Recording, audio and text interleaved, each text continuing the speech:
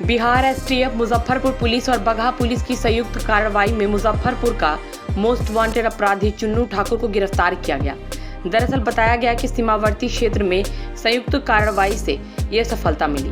Police ने मौके से कई सामान बरामद किया। वहीं मुजफ्फरपुर पुलिस के द्वारा गिरफ्तार अपराधी को मुजफ्फरपुर लाया गया, जहां पूछताछ के बाद उसकी निशानदेही पर चुन्नू ठाकुर के घर पर तलाशी की गई।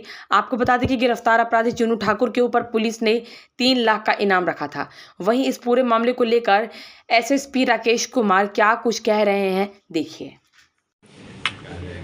क्या कुछ पूरा मामला है आज बिहार एसटीएफ की टीम, बगहा पुलिस की स्पेशल टीम और मुजफ्फरपुर पुलिस की टीम का एक ज्वाइंट ऑपरेशन था जो नेपाल रक्सौल बॉर्डर के पास पे हुआ है और जिले के टॉप 10 और कुख्यात अपराधकर्मी चुन्नू ठाकुर राकेश कुमार की गिरफ्तारी की गई है आज सुबह और इनको गिरफ्तार करके यहाँ लाया गया है और इनके पास से काफ़ी सामान बरामद हुए हैं, जिसकी एक लंबी सीजर लिस्ट है जो मैं आप लोगों को दे दूंगा, जिसमें कुछ पैसे हैं, बैग हैं, 5 मोबाइल फ़ोन हैं और कुछ ज्वेलरी आइटम है जो उन्होंने पहना हुआ है। चुन्नू ठाकुर उर्फ राकेश कुमार का एक लंबा आपराधिक इतिहास है। कुल 32 केस इनके ऊपर हैं और जिसमें से लगभग 4 केस में अभी हम लोगों के पास में वांछित हैं और जो हम लोगों के अन्य सीमावर्ती ज़िले हैं वहाँ भी कई केस में वांछित हैं, जिसकी सूचना हम लोग अभी संग्रहित कर रहे हैं। आज दिन भर की लंबी पूछताछ के उपरांत इनके घर पर भी एक डिटेल सर्च किया गया है, जिसमें एएसपी टाउन और डीएसपी साइबर जो महिला पदाधिकारी हैं उनकी टीम थी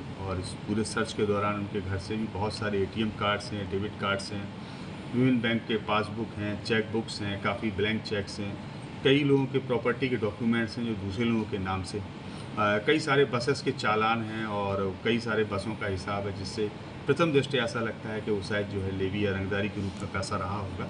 बहुत सारे डॉक्यूमेंट्स हम लोगों को मिले हैं जिसका हम लोग एक डिटेल एनालिसिस करेंगे और इन्वेस्टिगेशन के आधार पर इसमें हम लोग फर्दर प्रोसीड करेंगे। इसी सर्च के दौरान उनके घर से एक ऑटोमेटिक पिस्टल भी बरामद हुई है और 4 राउंड गोलियां भी बरामद हुई हैं। इस सब के आधार पर उनकी जो पत्नी उनको भी हम लोगों ने डिटेन किया है और हम लोग इसमें भी पूछताछ कर रहे हैं और जो भी फर्दर डेवलपमेंट होंगे उससे आप लोगों को अवगत कराएंगे। कितने मामले दर्ज हैं इनके अभी तक कुल 32 मामले इनके ऊपर दर्ज हैं और एक ये नेक्स्ट मामला जो वेपन मिला है उसके संदर्भ में एक अलग से केस दर्ज किया है। इन पर हत्या के केस कई हैं, कितने हैं? बहुत सारे केस दर्ज। कोई महत्वपूर्ण केस ऐसा है जो कई महत्वपूर्ण केस दर्ज हैं इनके ऊपर। अय्यपुर में 2019 में एक हत्या का केस है, कांटी में एक हत्या का केस है, सदर थाना के अंतर्गत हत्या के केस है। तो एक बहुत लंबी लिस्ट है इनके ऊपर। 32 जो केस हैं वो सारे केस या तो मर्डर के हैं या आर्म्स एक्ट के हैं या फिर लूट के। काफ़ी वर्षों से फरार चल रहे थे। हाँ, ये वर्ष 2015 में 16 जुलाई 2015 को वैशाली के सदर थाने से जेल भेजे गए थे, जिसमें लगभग 1 वर्ष तक जेल में रहे थे। उसके बाद से लगातार फरार थे जब जमात पे लौट के आए और उस दौरान इन्होंने 2017 से लेकर और अभी तक काफ़ी घटनाओं को अंजाम दिया है और पिछले कई वर्षों में ये लगातार बिहार में जब से शराबबंदी हुई है तो मद्य निषेध से संबंधित जो कांड हैं उन कांडों में भी इनकी संलिप्तता कई बार प्रकाश में आती रही है। हम लोग उस आलोक में भी इनकी गिरफ्तारी पर काम कर रहे हैं। इन पर इनाम भी रखा गया था पुलिस के द्वारा। इन पर जो है पिछले वर्ष जिला पुलिस के द्वारा ही प्रस्ताव भेजा गया था, जिसमें 3 लाख रुपए का पुरस्कार मुख्यालय के स्तर से इनके ऊपर रखा गया है।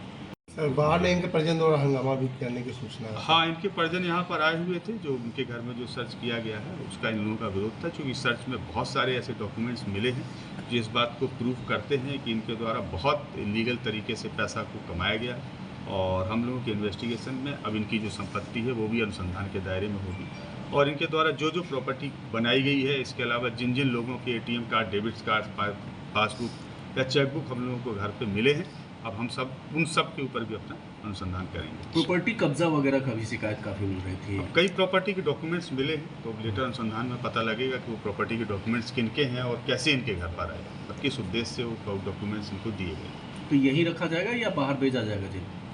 नहीं, अभी तो इनको यही माननीय न्यायालय में अग्रसारित किया जाएगा और उसके बाद में फिर हम लोग डिसीजन लेंगे, क्योंकि ये गोपनीय प्रक्रिया है इसलिए इसको डिस्क्लोज करना उचित नहीं है।